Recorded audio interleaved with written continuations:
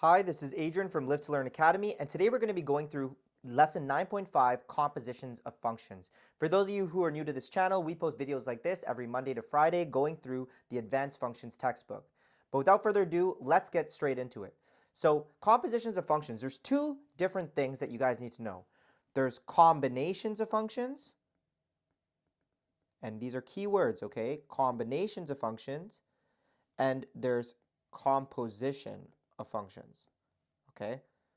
Now, combinations of functions refers to adding, subtracting, multiplying, or dividing functions. So it's a combination of these orders of operation. You can think of it like that.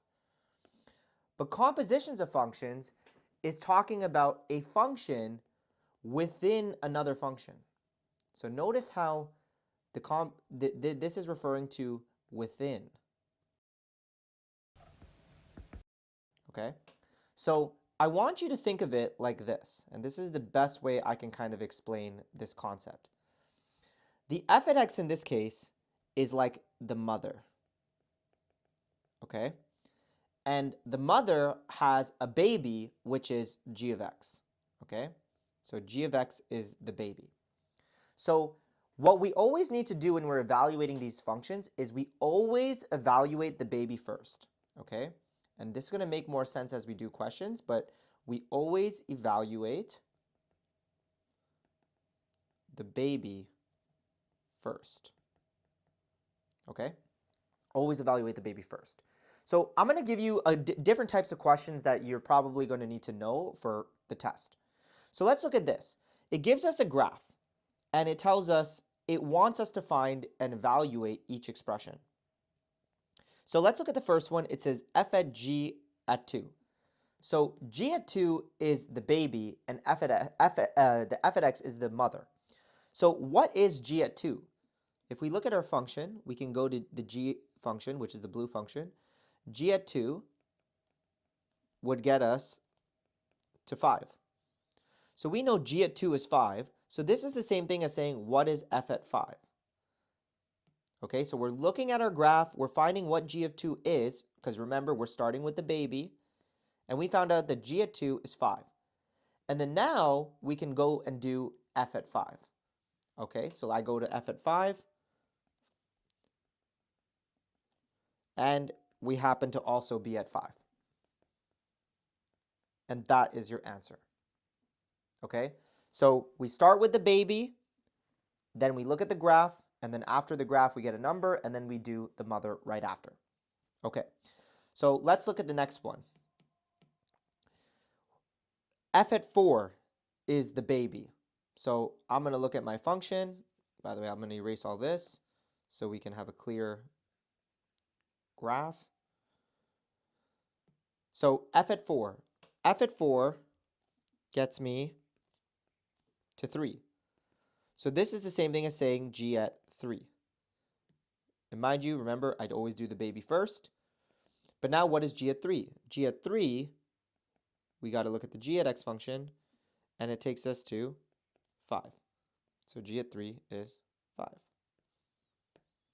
What a coincidence. We got 5 as the answer for A and B. Okay, cool.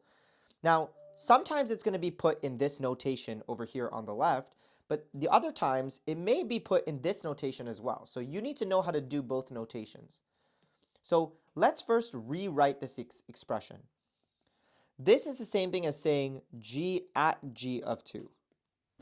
Sorry, g at g of negative 2. Okay? So now let's go through g at negative 2. G at negative 2 is going to be here, because we're looking at the baby first. So g at negative 2 is 1. So this is going to be g of 1, because we did the baby first. So that negative 2 is equal to 1. And then now we got to say, okay, what is g at 1? Well, g at 1 is 4. And there you have it. With the same concept in mind, I want us to go through this next question with f. So if we rewrite this, this is going to be f at 2. So double f's, right? Now let's first do the baby. What is f at 2? F at 2 is -1. So remember, we did the baby first. F at 2 is -1. And then what is f at -1? F at -1, f at -1, we actually don't even know. It's undefined because there's no graph. There's no red graph at -1, right? So f at -1, we really don't know what it is. So over here, we would just say f at -1 does not exist. And that would be your answer. Okay? So this is a certain type of question you'll get within this unit where they'll give you the graph and then they'll give you all these formulas and you got to kind of pick the points and map it to the graph as such. Now, the biggest concept here, right, is when you see a composition function like this, the baby is the inside and the mother is the outside, right? Think of it like a mother giving birth, right? This is the tummy. And you always evaluate the baby first. This is a key concept. Always evaluate the baby first. That's going to make your life a whole lot easier. Okay, cool. Let's go through this question. So let's say they give us a function. And when they give us this function, they give us an f of x and they give us a g of x. Now, here's the thing. We need to determine the composition function and we have to graph it. So we need to determine an equation and we actually have to graph it. Okay? So let's first look at the f at g of x. So if I actually put this function, I'm pretty much taking my g of x function, which is this, and I'm plugging it in as x in my f at x. Okay? So g of x is the baby and f at x is the parent. Okay? So that means the baby goes into the mother. Sorry, the parent, mother, same thing. The baby goes into the mother. So let's first plug this in. So it's going to be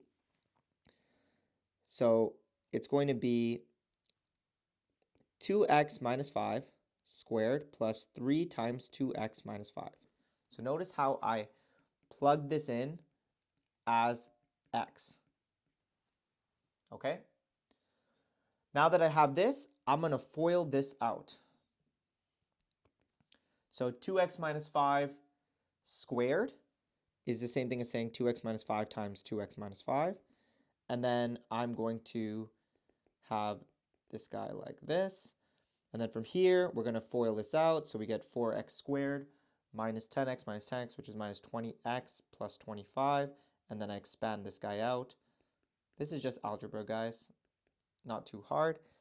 And from here, I'm going to simplify this equation to 4x squared minus 14x plus 10.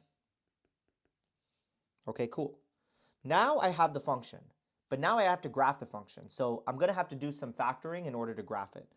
The first thing I'm going to do is I'm going to factor a greatest common factor of 2 out of this function.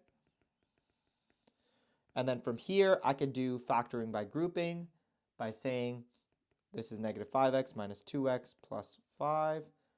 And then from here, I will get x, and then this is going to actually be 2x minus 5 minus 1, 2x minus 5. And what we're left with is 2 bracket 2x minus 5, x minus 1. So this is just factoring, guys, factoring by grouping. Okay, now that I have this function, I know a couple things. I know I'm going to have roots at x equals 5 over 2 and another root at x equals 1. I also want to find out some key things like my y-intercept, right? So my y-intercept is going to happen when x equals 0. So my y-intercept is going to happen when x equals 0.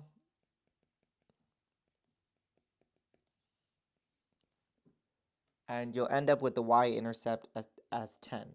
So as a point, it'll be 0, 10. Great. And I notice how this graph, in fact, is a quadratic graph. Okay, it's a quadratic. So I know that there's going to be some kind of vertex involved. So how can I find the vertex? One way I can do it is I can take the average of my two roots. So I can take the average of these two roots and find the vertex. You guys can do it on your own, but essentially when you find the vertex for this equation, the vertex is going to be at the halfway point. So it's going to be at 1.75, which is halfway between 5 over 2, which is 2.5, and 1. So that would be 1.75. And the y value would be negative 2.25. So now with all this information, I can graph. Okay? So we know it's a happy face parabola.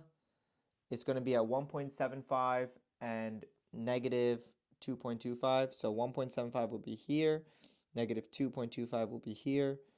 That's where my vertex is. And then I also know that my roots are going to be at 1 and 2.5. And my y-intercept is going to be at 10.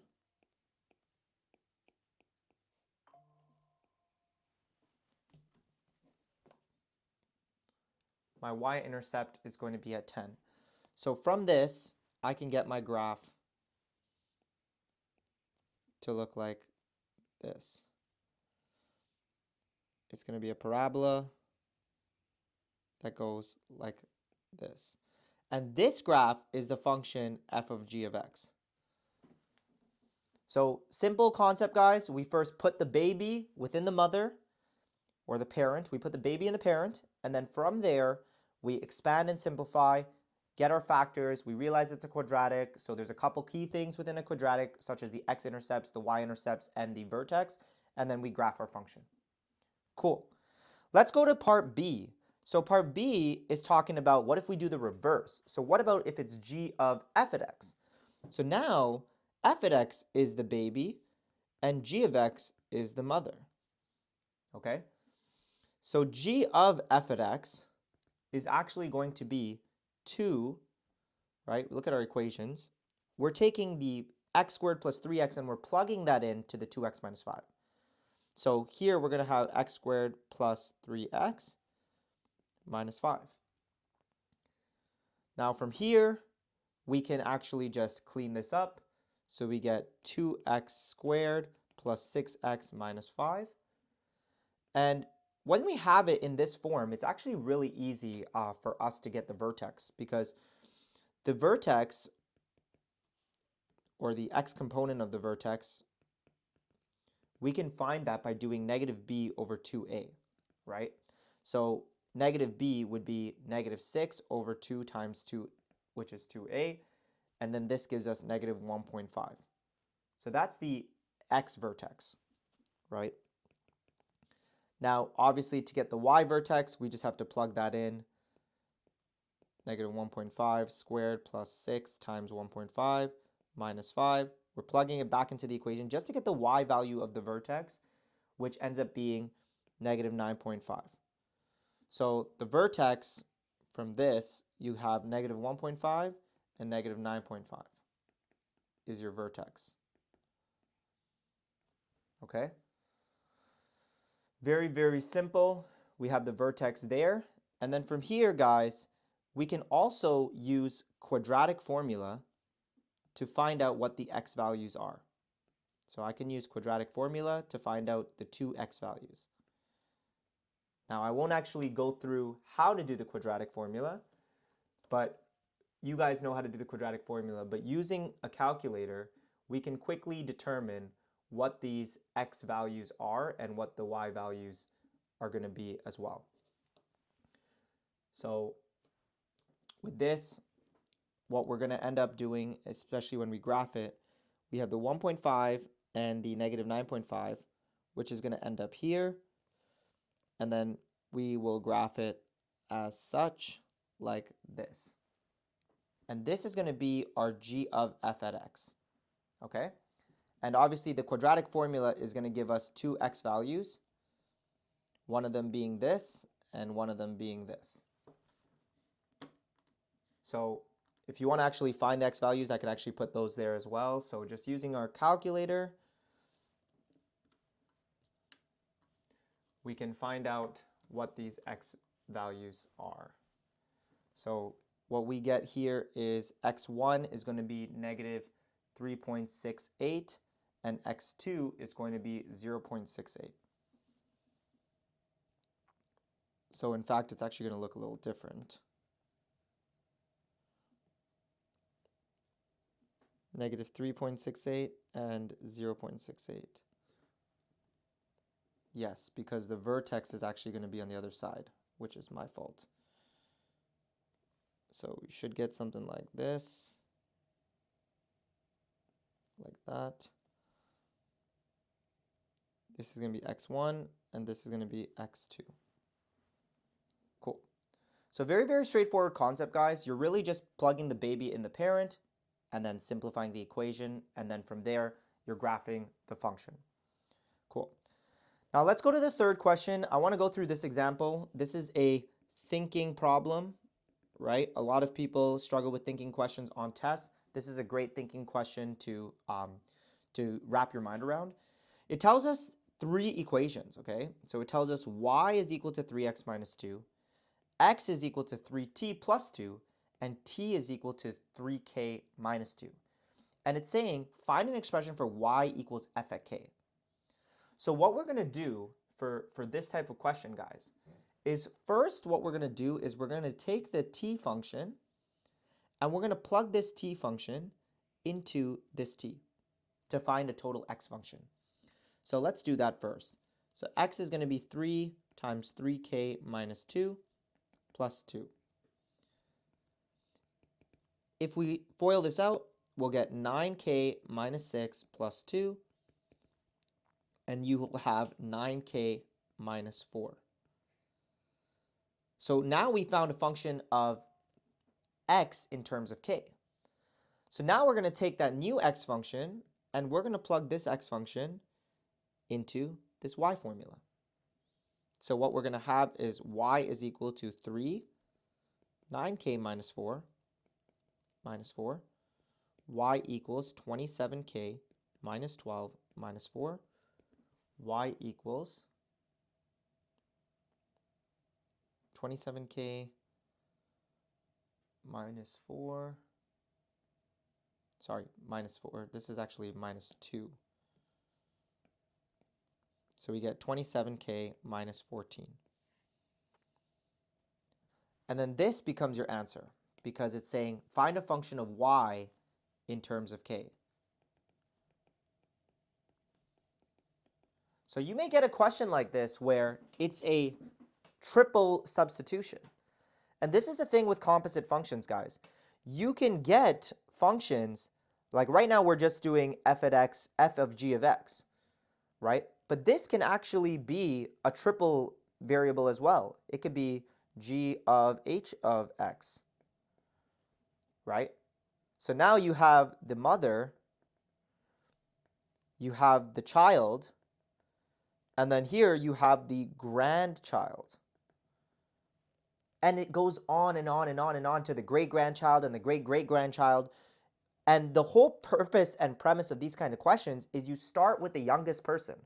So you start with the grandchild, then take that grandchild, plug it into the child, then take that child and plug it back into the mother. So that's how you guys got to think of these types of questions. So if you found this video very helpful to you guys, drop a like, drop a thumbs up. It really helps the channel grow. Feel free to subscribe to our channel for more videos like this. And if you have questions and you need tutoring, feel free to click the link in our description and our team would love to get in touch with you to help you on your academic journey. But without further ado, I'll see you guys in the next video.